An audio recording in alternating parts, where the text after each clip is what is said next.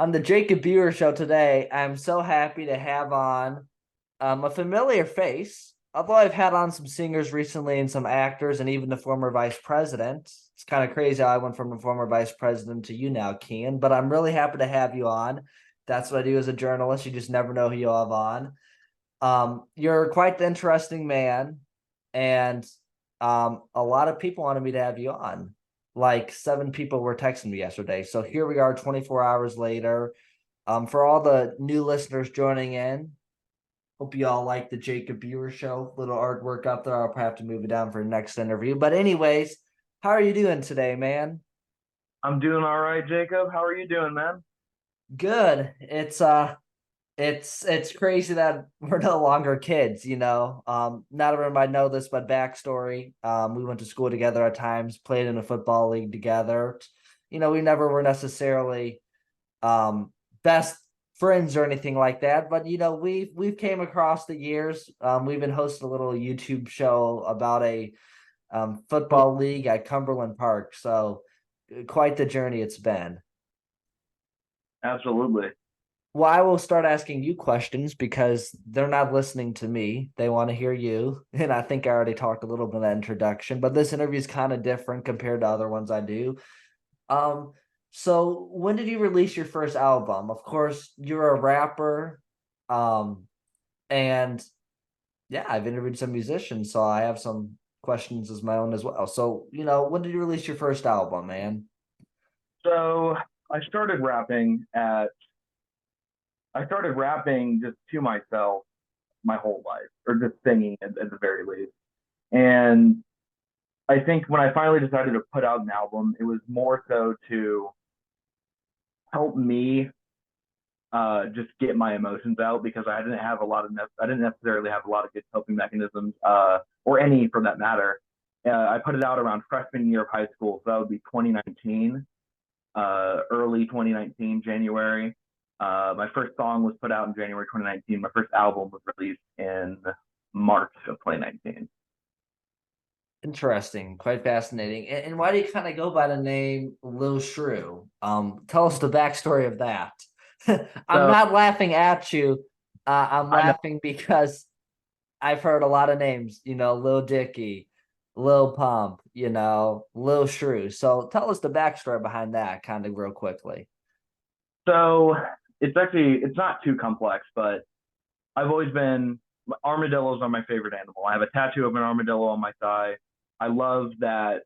I just love animals and I love armadillos especially. And I've always loved the Pokemon fan crew. So I'm a huge Pokemon nerd.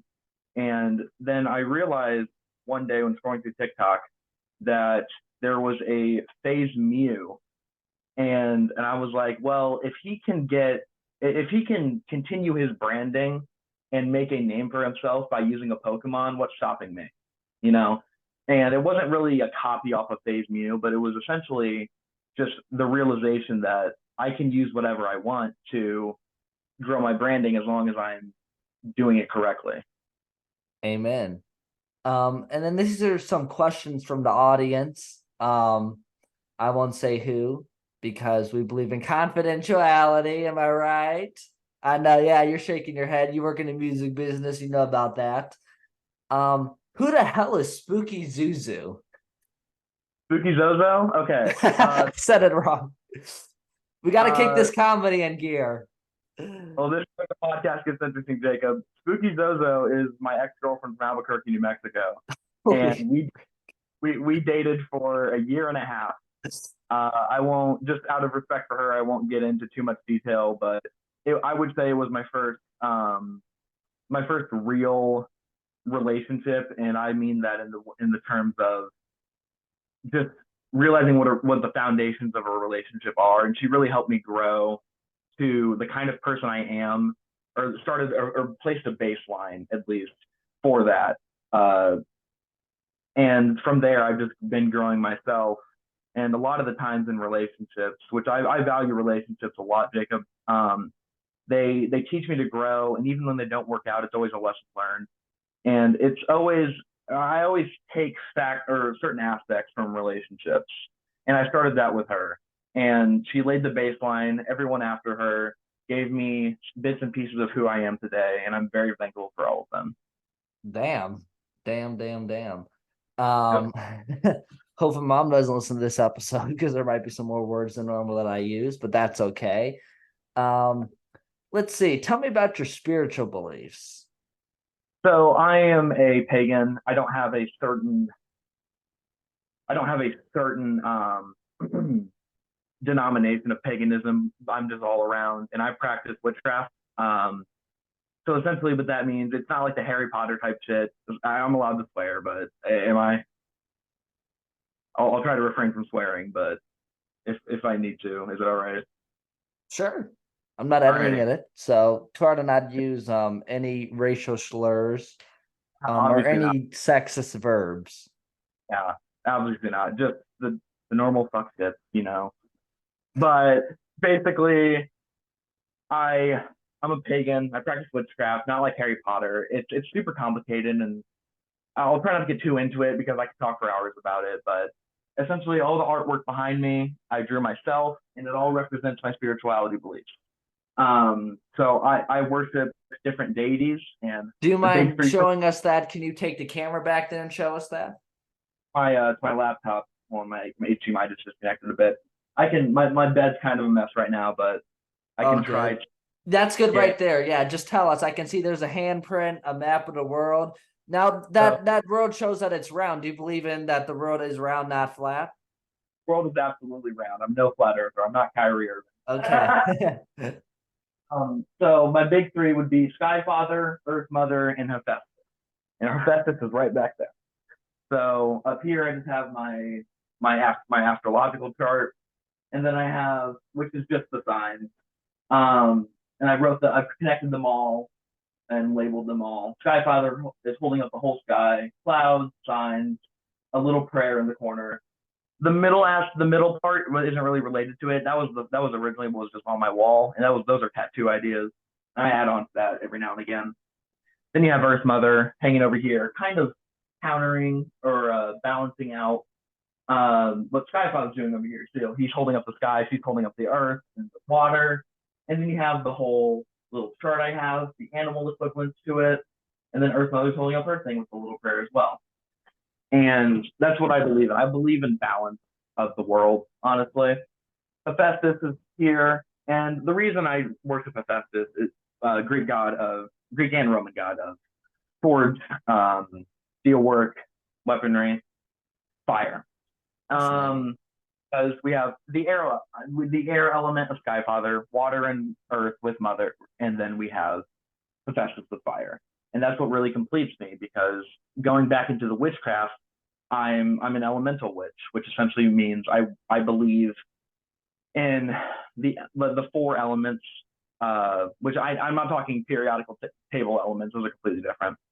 But I do believe in those. Obviously, my mother's a chemist, and but the big four: fire, earth, water, air, and it's really all about balance to me. It completes it for me and just brings balance, and that's what really matters to me in this world is the balance of everything. Interesting. And then a couple more questions from the and look, me and you don't agree on a lot. The last thing I'd like to close with is who would be a good president. We're not allowed to say Trump or Biden, so we'll discuss that in a minute. But for now, a couple other questions. What sexuality do you kind of identify with? Of course, I'm fairly conservative, as you know, but I'm wanting to hear you out. Your bio has, if I believe, they, them, and she, if I'm correct, or her. They see is what it is. Yeah. So So tell us a little bit about what your perspective is on that. And I want to hear you out. I'm not going to argue with you on it, but I'm interested to hear other people. So tell us a little bit about that. So I'm going to take this down real quick. This is hanging right above my desk. My pansexual flag. Okay. I'm pan, So and describe what essentially, pansexual is to the average person then, because of course I do believe in the two gender ideology. I'll be clear about that. However, though, I am not somebody well, I probably shouldn't say names since I work in politics, but some people that might be a lot more strict on that issue. I'm not one of those. I'm really more fiscally conservative. That's why I go by as a Republican. Not I really don't care about social issues so much. But tell us then a little bit about that, so pansexuality and bisexuality are very similar, and I'm pretty sure everyone at this point knows what bisexuality is. You're attracted to two genders. However, that definition has become a bit outdated, since I understand that you believe in two genders. From my perspective, it's a bit more than that. I believe gender is on a spectrum, and what that means is I don't believe in the whole 72 genders thing. I'm not that extreme. However, I believe you can be certain types, like you can be a woman and you can be a man, you can be non-binary, you can be gender fluid, and I'm gender fluid.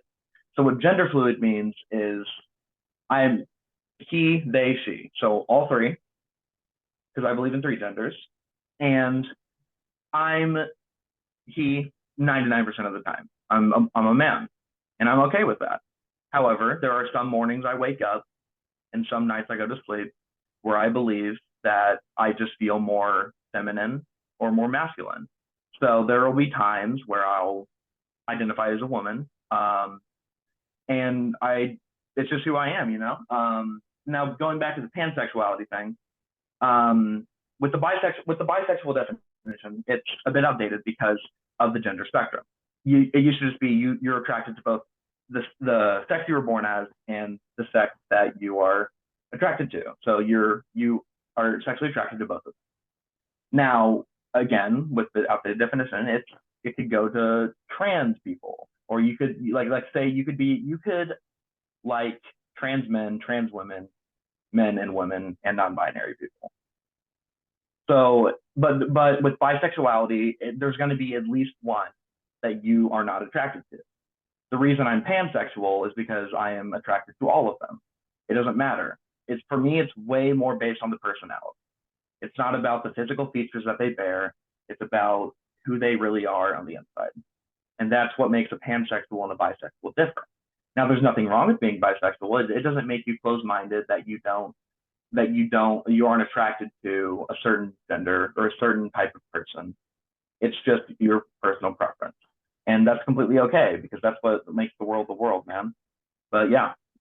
Interesting. So, and of course something that I try to do as the host is, and I probably shouldn't have said my stance on it, but I did, what I believe in, the two gender thing. But, yeah, what I do as the host is I get your feedback on it. I'm not going to say, but I guarantee you Eric Stearns, who might be listening, or Brayton Bowles, or some of those folks later on, I don't think they want to hear my perspective. They probably already know it. They want to hear your perspective. So we appreciate you sharing that. I say we because it don't matter if it gets 60 listens or 300, like my one video. Somebody's going to listen to it. So thank you for sharing that. I think kind of the last two things I want to talk about are what... Who? All right. Let's go first, LeBron or Jordan, and then the next one was 2024. So that's my question. That was not on the list. I made that one up as we started like 10 minutes ago. But let's talk about LeBron or Jordan about 30 seconds briefly. So three reasons why it's either Jordan or LeBron.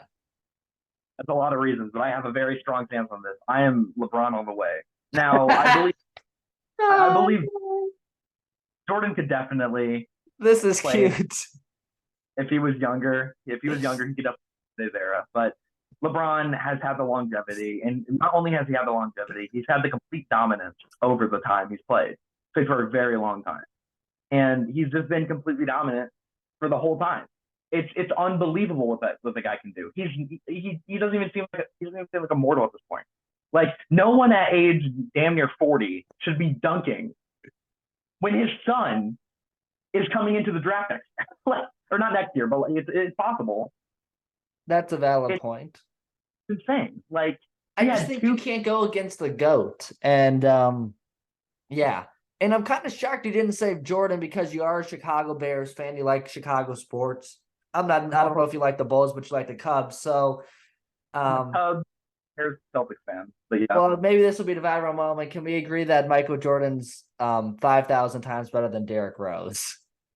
Yeah, Derrick Rose had a one and done year, but it was a super dominant year. I guess he'll come on my show now that he's no longer relevant. Can't compare the two between Derrick Rose and Jordan. Let's talk the 2024 presidential election. Okay. You've supported Bernie in the past. I had supported Trump in the past. I will say it on record. I will not be supporting Trump in 2024. I will also not be supporting Joe Biden, President Joe Biden in 2024. Um, I think it's time for new leaders. Now, there's several young ones out there. You could say Alexandra Ocasio-Cortez on the left side, AOC. Some folks might say Marjorie Taylor Greene from Georgia on the right side. I'm not one of those who's saying it should be her. And you got Mike Pence running, the former vice president at the moment, Ron DeSantis from Florida, and then Trump, of course, on the Republican side. But you also have Robert Kennedy's son, RFK Jr., who's actually really a moderate 50-50 in the middle, big on climate change, but he's also, he's against, taxing the rich and things like that. So what are your kind of thoughts? And Robert Kennedy Jr., for people who might not know who he is, you've heard him. He's an awesome guy. And he was Robert Kennedy's son. And we all know who JFK is. Well, RFK was nominated in 1968 for president, and he got assassinated, unfortunately. And his son's now running for president. So that Kennedy family of politicians, one of them's running. So, but anyways, not to get sidetracked from that, those are really the main candidates right now. Biden, RFK Jr. on the Democratic side, and then DeSantis, Pence, and Trump on the Republican side. However, though, there could be some other ones approaching, maybe AOC, although she did endorse Biden the other day, or Gavin Newsom. Who do you kind of like? Who is your thought on the candidate? Who do you like? So I'll give you this.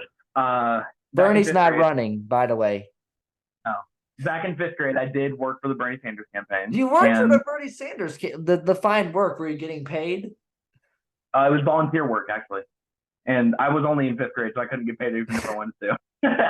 But I will say I do have a very, very liberal left history. So I will say that I have not continued this this whole. I haven't kept up, I'll say. But I will also say that I don't think it really matters what party. I think parties were created to divide, and I think what we need to do is come together, regardless of what it is. Obviously, I have my own stances. I have my own personal views, and whoever matches the most of those, and whoever is able to show me and the American people that they're able to follow through with these things and like not just make empty promises. Whoever is going to do good for this country, whoever is going to come to the White House should just be someone who's going to do good things. I don't think we need more controversy. I don't think we need more any of that. I preferably would have a younger candidate, just because that's the majority of the population at this point. Or it's not the majority, but it is the rising generation. I think we should have someone younger, just to keep in touch and educate kids on politics, because it's not the most entertaining, but it definitely is one of the most important things in this country. Interesting perspective. And last way to close it off, normally I would ask for advice when I interview like the former vice president or, a U.S. senator or somebody like Lee Greenwood who sings the song God Bless the USA. However, though, we're both young, so I don't think we know everything yet in life. So I will close it with 3 firebrand questions. How is Lil Uzi Vert's new album on a scale of 1 to 10? That's the first fireball question. Really good question. I'm gonna say a 2. You're gonna say a 2? I would disagree with you, Jacob. I don't think it's higher than a 7. However, I do think that it's great that they went out there and didn't just make the generic rap album. They definitely experimented with different genres while incorporating rap into it. And that's what I love about rap so much, is that it's not just one genre. It's a whole different umbrella term for different music, because you have lyrical genres. They have lyrical rap. You have just emotional rap. You have trap. You have hip hop. You have all of this. And I think what they did is by incorporating like rock and a ton of like, I would, for lack of a better term, emo music. It's really it's really entertaining to me, and I think people just need to open up their perspective. Interesting. And then two other quick ones I have. Let's see. Most overrated rapper of all time. That's a really good question, dude. That's a really good question. Now, I'm gonna go with the logical term. I don't dislike this person, but I think in terms of whoever, okay, Jay-Z. Now, the only reason I say this I is because agree. We there agree is on something. there is no year. There is no year from when he was in his prime where he was number one. You have all of these years, mostly the 2010s and early or in late 2000s. It was dominated by Lil Wayne, and you can't say that Jay Z was better than Lil Wayne in his prime. It's not true. Lil Wayne pushed albums out like crazy, and they weren't rushed. He makes insane. He puts 50 songs into a studio set, and these are all bangers. Like they're all good, and there's just no year that you can say he was number one. Now I don't dislike Jay Z. I think he makes really good music, but in terms of logistics, I think it's Jay Z. Interesting. And then the last fireball question, and this will end it off too, is what would be your dream vacation? Quick Netherlands. 10, 15 seconds. Okay, Netherlands. And I guess give us I a have a ton one of or two sentence reason why. I have a ton of family from the Netherlands, and I've always wanted to go there. It's a great place. Fascinating. Well, thank you so much for joining the Jacob Viewer Show today, Ken. And yeah, this interview is set up within 24 hours. So if it was not the most professional, I don't apologize. I did my best. So I will real quick before we go. I will send you the link, and you can put it on screen or in the description. But I did just release a new album. I personally believe it is my best work. Feel free to put it in there. It's on SoundCloud, on YouTube. I can send you both links. thank you. Yeah. All the best. And this was good conversation. So I appreciate it. Appreciate it too, Jacob. Take care, man. Too.